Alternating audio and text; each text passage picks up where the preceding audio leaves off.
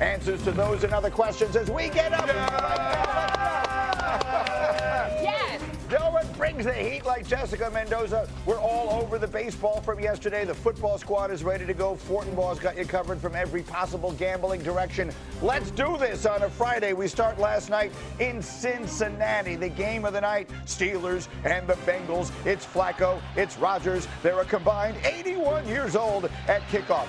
3rd and 6 on the Steelers' opening drive. Aaron Rodgers has lots of time. They said he was too old, but Aaron Rodgers buys time, scrambles around, and finds another tight end, Jonnu Smith, for a touchdown. 8 seconds, he held that football. Steelers take an early 7-0 lead, and you're thinking, okay, here they come. They're 4-1. They're for real. You're thinking wrong because Jamar Chase had himself an unbelievable night. This is a Bengals 2nd and goal. Bart, why is Chase in single coverage? I don't know. The same thing make you laugh, make you cry. You talk about $179 million on defense. I need a rebate. Jalen Ramsey singled up on him out there, and that's the theme of the night. Harry will talk about as we continue. They just wouldn't get away from that coverage. Now, very next drive, as Burrow loves it, Steelers on a 1st and 10.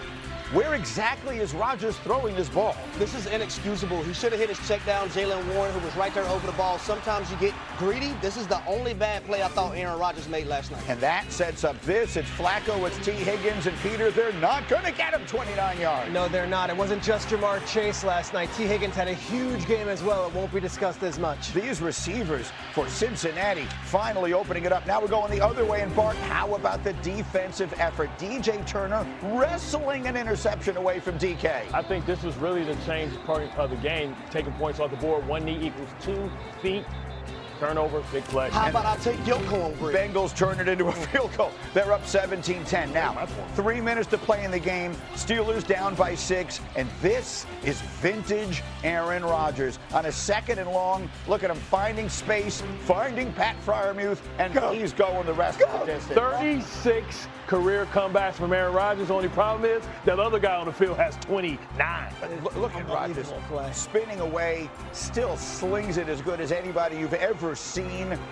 Steelers take a 31-30 Broderick lead. Jones jumping all over him. I'm not sure I love that. But that's all right. He didn't love it either. But here's the point. Steelers, that big-time defense, time to do your job and close out the game. And they didn't. Flacco, Chase, 16 catches, franchise record, 161 yards. Drive continues. Tick, tick, tick, tick, as Chris Berman would say. 2 plays later, 2nd and 8. How about this throw from Flacco? Unbelievable. Look at the trajectory of the football, allowing his receiver to just go and run underneath it. Smart. There's that man coverage again. Higgins taking that knee, 6 catches. So that enables them to run the clock down. 11 seconds left. Evan McPherson, 36 yards. It's up. It's good. Bengals take the lead 33-31. Joe Burrow loves it, but there's one moment of drama remaining. You know, no one has ever thrown the Hail Mary better than Aaron Rodgers, and he demonstrates it here. What you're about to see is a 41-year-old man unleash a ball 69 yards in the air, the longest throw of the season. And it's dangerous, but it's knocked away. Joe Flacco throws for 342, and the Bengals win the Icy Hot Bowl 33-31. After Aaron, listen. You know, we had a chance to really open up some space, but we're 4-2, still first in the division. Got a couple, home games coming up, back-to-back, another Sunday night opportunity against my former team. So, I'm not going to ride the roller coaster, and I know Mike isn't, and hopefully you guys follow suit. Aaron, I love you, but unfortunately, we're not going to do that. No. We are definitely not following that suit. Bart, I start with you. No one loves to hate on the Steelers more than you do. At 4-2, what do we say about a Steeler, particularly a defense last night that couldn't get it done at all? I mean, we knew that this was a soft 4-2. I mean, they should have lost to the Jets. You talk about being outscored in a lot of games as they won or outrushed, outgained. They were able to get 5 turnovers against the Patriots. This just brings them back to the pack. And I think this is why we talked about the Baltimore Ravens still being a live dog when they get back and get healthy. But this is also about the Cincinnati Bengals. And the Cincinnati Bengals recognize that they had a quarterback that could may not be able to play everywhere, but they were perfect for what they like to do with those tremendous receivers. These are the best receivers Joe Flacco's ever had in his career. He's a guy that still has a strong arm. You can keep him upright. He proves that he can make every throw in the book. So the Steelers open the door, and maybe the Ravens can come from back in the pack and catch up, and maybe the Bengals can too. I want everyone to focus. Harry and I had a nice breakfast this morning, and we got to talking in depth.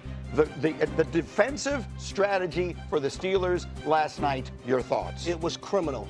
And Terrell Austin, as a defensive coordinator, your job is to put your guys in positions to have success. That was not the case last night. You have Jamar Chase, who is a top 2 receiver in the game. You have T. Higgins and Jamar Chase, who is the number 1 duo from a receiver standpoint in the game. The amount of man coverage that they played last night makes no sense to me. And here are the numbers for Greeny. Joe Flacco threw for 199 yards and 2 touchdowns on 28 dropbacks versus Pittsburgh's man coverage. Chase and Higgins caught 13 of 20 targets on those reps for 151 yards, and the Steelers played man coverage 57% of dropbacks last night, which was a season high. Thank you, Himbo, for that stat. That's inexcusable in my opinion, going into a football game knowing that you had these lethal wide receivers. Joe Flacco is a guy that we know if he's protected that can sling it around with the best of them. All he had to do, or all he needed was to be protected.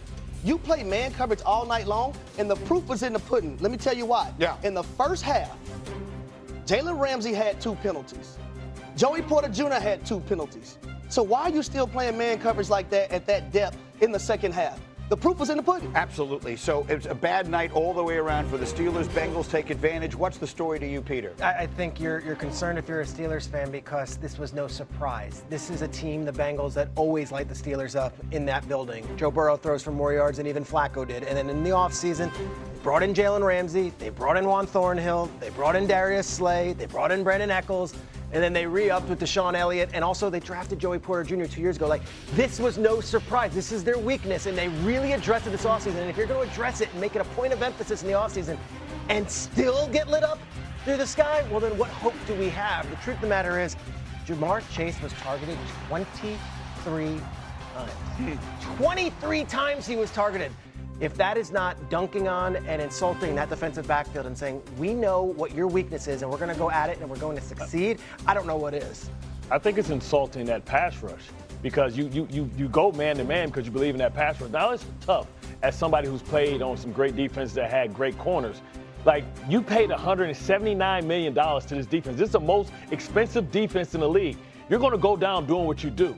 Because I can remember when we had Revis, when we had Chris McAllister, we didn't practice zone coverage. So it's great to say go to zone coverage, play cover 2, but a lot of man corners don't know how to play zone coverage. And I think that's what the mistake was. So what you're saying is these guys are supposed to be getting after the quarterback. $179 million, the most expensive defense in the league. You have to do your job. Joe Fortenbaugh, let me turn to you because our gambling expert extraordinaire. What comes out of last night's result as far as you're concerned? So now you get the answer as to why the Baltimore Ravens were favored to win the division despite the 1-3 start, despite the 1-4 start. There was no team that was going to run away with it. Pittsburgh might be 4-2. They've been outgained from a yardage standpoint in 5 of 6 games, which includes the Jets game. So how do you bet it? You buy low on Baltimore. To win the division,